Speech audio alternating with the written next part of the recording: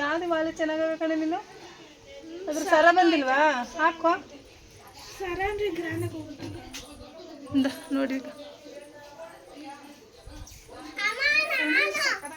ಇಲ್ಲ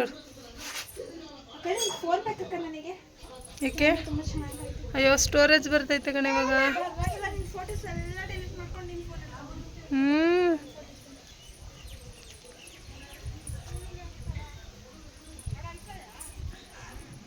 ಇಲ್ಲ ಕರ್ಸಿಡಿ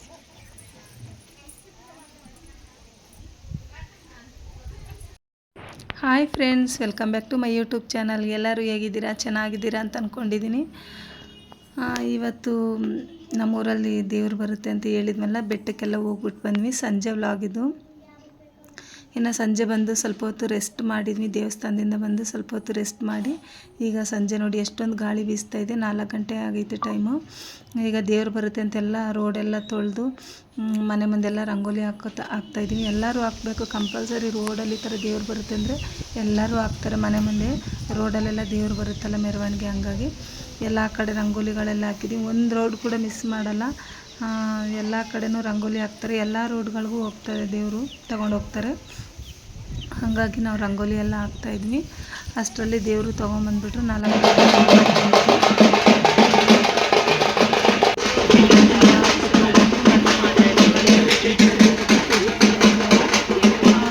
ಹಣ್ಣುಕಾಯಿ ಎಲ್ಲ ಪೂಜೆ ಕೊಡ್ತಾಯಿದ್ದೀವಿ. ಇನ್ನು ಪೂಜೆ ಎಲ್ಲ ಮುಗಿಸ್ಕೊಂಡು ನಾವು ಬುಧವಾರ ಬೆಂಗಳೂರಿಗೆ ಹೊರಡೋಣ ಅಂದ್ಕೊಂಡಿದ್ದೀನಿ. ಇವತ್ತು ಸೋಮವಾರ, ಒಂದಿನ ಇದ್ದು ಹೋಗೋಣ ಅಂತ ಅಂದ್ಕೊಂಡಿದ್ದೀನಿ.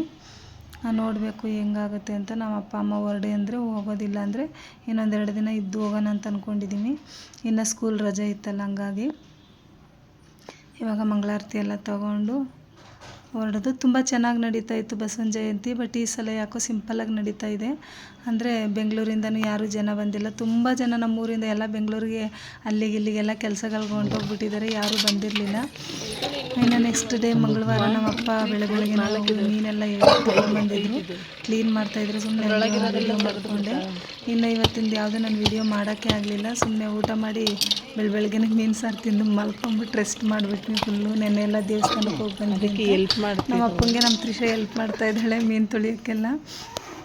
ಇನ್ನು ನೆಕ್ಸ್ಟ್ ಡೇ ವ್ಲಾಗಿದ್ದು ಬುಧವಾರ ಬೆಂಗಳೂರಿಗೆ ಹೊರಡಬೇಕು. 3:30ಗೆ ಎದ್ದಿದ್ದೀವಿ. ಎಲ್ಲರೂ ಎದ್ದು ಸ್ನಾನ ಮಾಡಿಕೊಂಡು ರೆಡಿಯಾಗಿ ದೇವಸ್ಥಾನಕ್ಕೆ ಹೋಗ್ಬಿಟ್ಟು ಹಂಗೆ ಹೊರಡೋಣ ಅಂತ ಅಂದ್ಕೊಂಡಿದ್ದೀವಿ. ನಮಗೆ ಒಂದು 6:30ಗೆ ಬಸ್ ಇದೆ, ಅದರಲ್ಲಿ ಹೋಗ್ಬಿಡೋಣ, ಬೇಗ ಹೋಗ್ಬೋದು ಅಂತೇಳ್ಬಿಟ್ಟು ನಾವು 3:30ಗೆ ಎದ್ದಿರೋದು ಇವತ್ತು. ಎದ್ದು ಎಲ್ಲರೂ ಸ್ನಾನ ಮಾಡ್ಕೊಂಡು ರೆಡಿಯಾಗಿ ನಮ್ಮಮ್ಮ ನೀರು ಕಾಯಿಸ್ಬಿಟ್ಟು ಹೋಗಿ ತಣ್ಣಗಿದೆ ಅಂತೇಳಿ ಮರದ ಕೆಳಗಡೆ ಕೂತ್ಕೊಂಡಿದ್ದಾರೆ. ತಣ್ಣಗೆ ಗಾಳಿ ಬೀಸ್ತಾಯಿದೆ ಅಂತ ಫುಲ್ ಶೆಕೆ.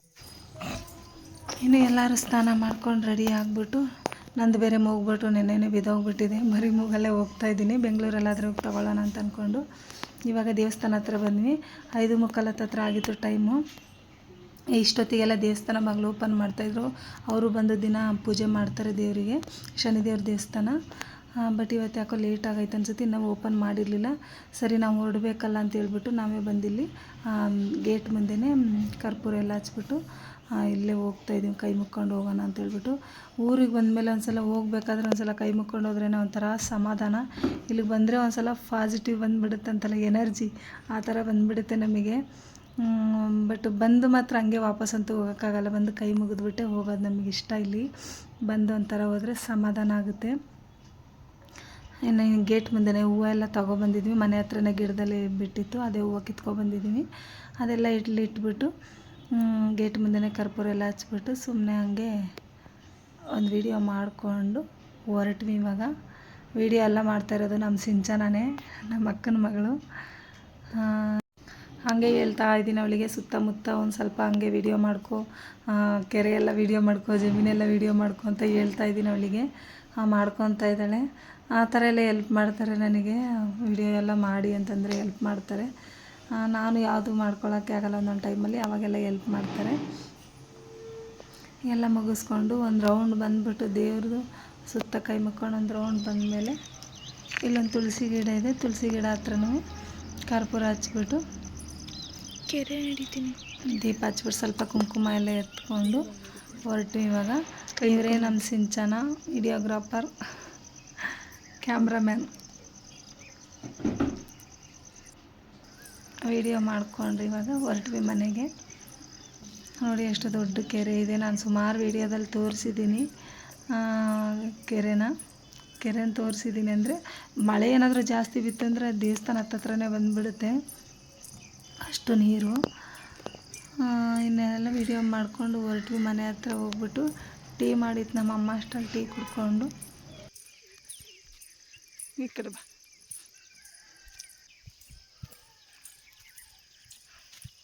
ಸ್ಪೀಡಿಗೆ ಕೊಡ್ತೀವಿ ಕೆರೆ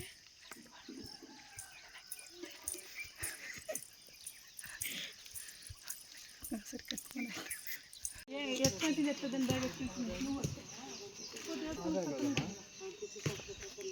ఇంత టైం పోమ్మ పోయిత కొనదాల పోమ్మ 6 గంటೆ ಸೇಮ್ ತಿನ್ಕೊಡ್ತೀನಿ. ಹಿಂಗೆ ಆಡು ಬೇರೆ ಇಟ್ಕೊಸ್ಕೊಬೇಕಾಯ್ತಾ ಫುಲ್ ಎಲ್ಲ ಎಲ್ಲ ಬ್ಯಾಗ್ ಬಸ್ ಸ್ಟಾಪ್ಗೇನೆ ಅದು ಪೋತ್ಲೆ ಕುಂದ್ರೆ ಬಾ ಯಾಡ್ಗಿಲ್ಲ ಬಸ್ ಸ್ಟಾಪ್ ಹೋದ್ ನಾನೇ.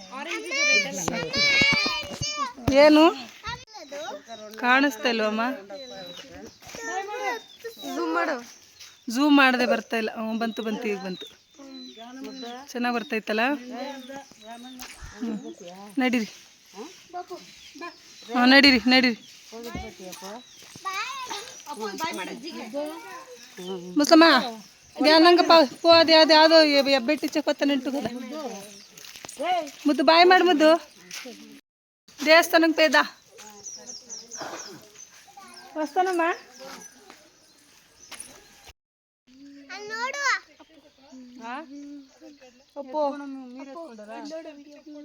రక్ష దంపిస్తాను వరొచ్చినాడు దంపిస్తాను ಸ್ವಲ್ಪ